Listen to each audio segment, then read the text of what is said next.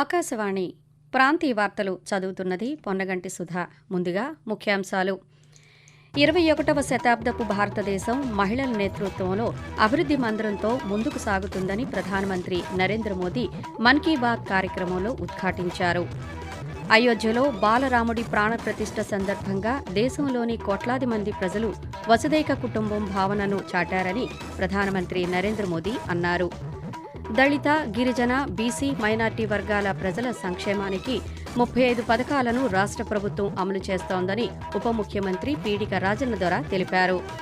కలియుగ భీముడిగా కీర్తిగాంచిన కోడి రామ్మూర్తి నాయుడు ఆరాధనా ఉత్సవాలను శాసనసభ ఉపసభాపతి కోలగట్ల వీరభద్రస్వామి ప్రారంభించారు.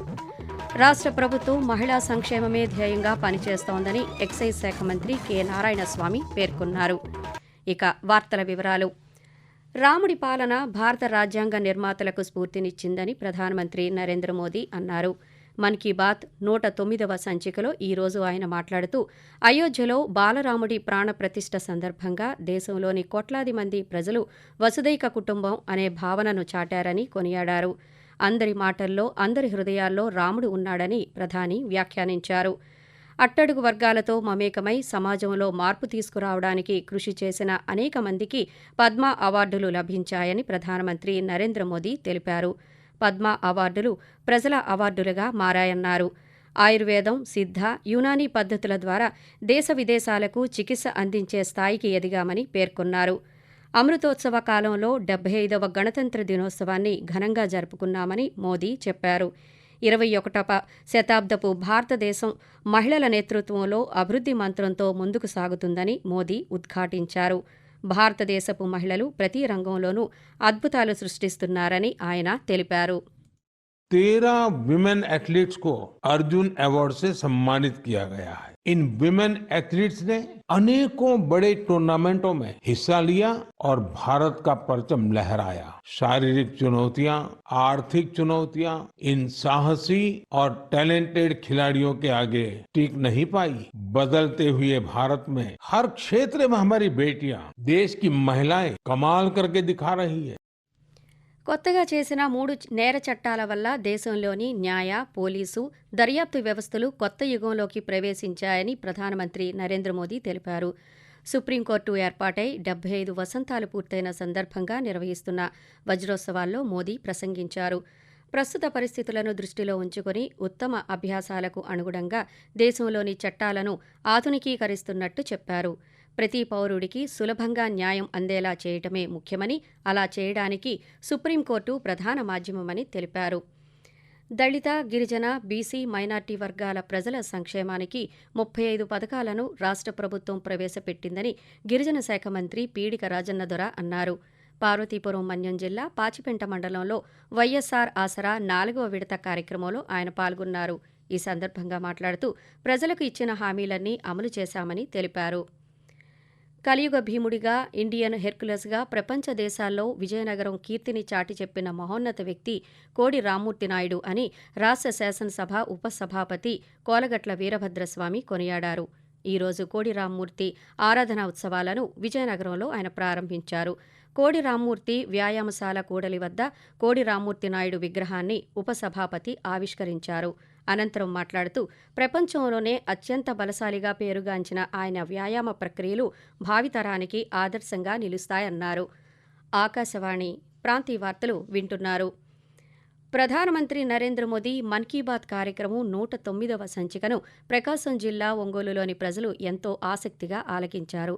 ఒంగోలు కలెక్టర్ కార్యాలయం ఎదురుగా ఉన్న దుకాణ సముదాయంలోని దుకాణదారులు మన్ కీ బాత్ కార్యక్రమాన్ని విన్నారు.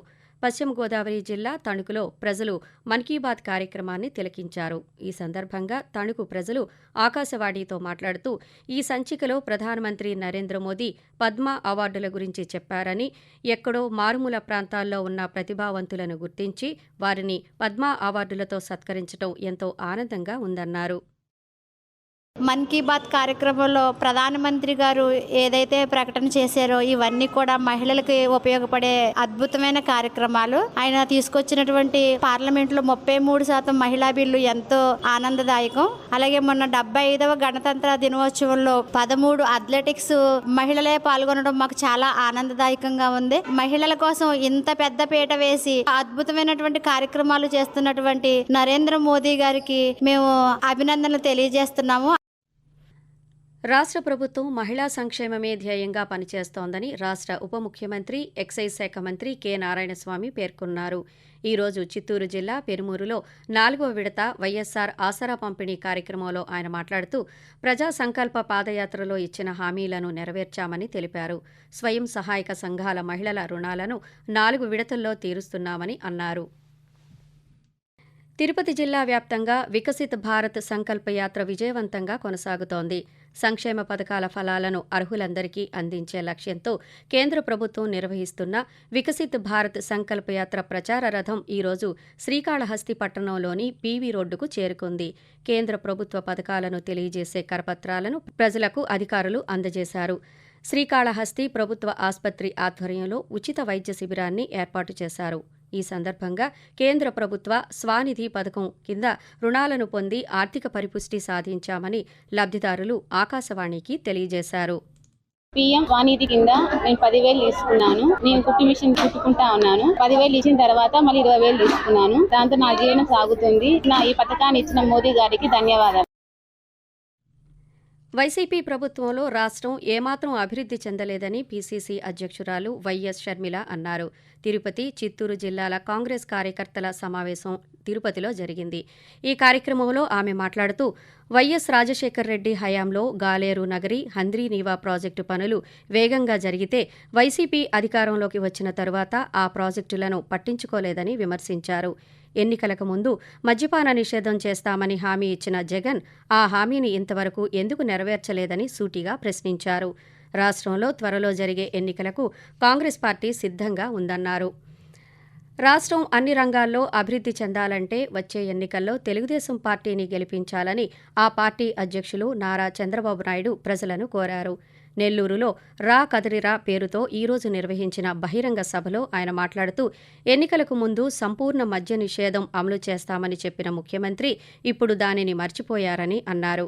దేశంలో నిరుద్యోగులు అత్యధికంగా ఉన్న రాష్ట్రం మనదేనని, టీడీపీ అధికారంలోకి వస్తే యువతకు ఉపాధి కల్పించడంతో పాటు నిరుద్యోగులకు భృతి ఇస్తామని ఆయన అన్నారు. రాష్ట్రం సర్వతోముఖాభివృద్ధికి చిత్తశుద్ధితో పనిచేస్తున్నామని విద్యుత్ శాఖ మంత్రి పెద్దిరెడ్డి రామచంద్రారెడ్డి అన్నారు. చిత్తూరు జిల్లా ఇటుక నెల్లూరులో నూతనంగా నిర్మించిన బీఆర్ అంబేద్కర్ జ్ఞాన భవన్ను ఆయన ఈరోజు ప్రారంభించారు. ఆకాశవాణి ప్రాంతీయ వార్తలు ముగించే ముందు ముఖ్యాంశాలు మరోసారి. 21వ శతాబ్దపు భారతదేశం మహిళల నేతృత్వంలో అభివృద్ధి మంత్రంతో ముందుకు సాగుతుందని ప్రధానమంత్రి నరేంద్ర మోదీ మన్ కీ బాత్ కార్యక్రమంలో ఉద్ఘాటించారు. అయోధ్యలో బాలరాముడి ప్రాణప్రతిష్ఠ సందర్భంగా దేశంలోని కోట్లాది మంది ప్రజలు వసుదైవ కుటుంబకం భావనను చాటారని ప్రధాని నరేంద్ర మోదీ అన్నారు. దళిత, గిరిజన, బీసీ, మైనార్టీ వర్గాల ప్రజల సంక్షేమానికి 35 పథకాలను రాష్ట్ర ప్రభుత్వం అమలు చేస్తోందని ఉప ముఖ్యమంత్రి పీడిక రాజన్నదొర తెలిపారు. ఆకాశవాణి ప్రాంతీయ వార్తలు ఇంతటితో సమాప్తం.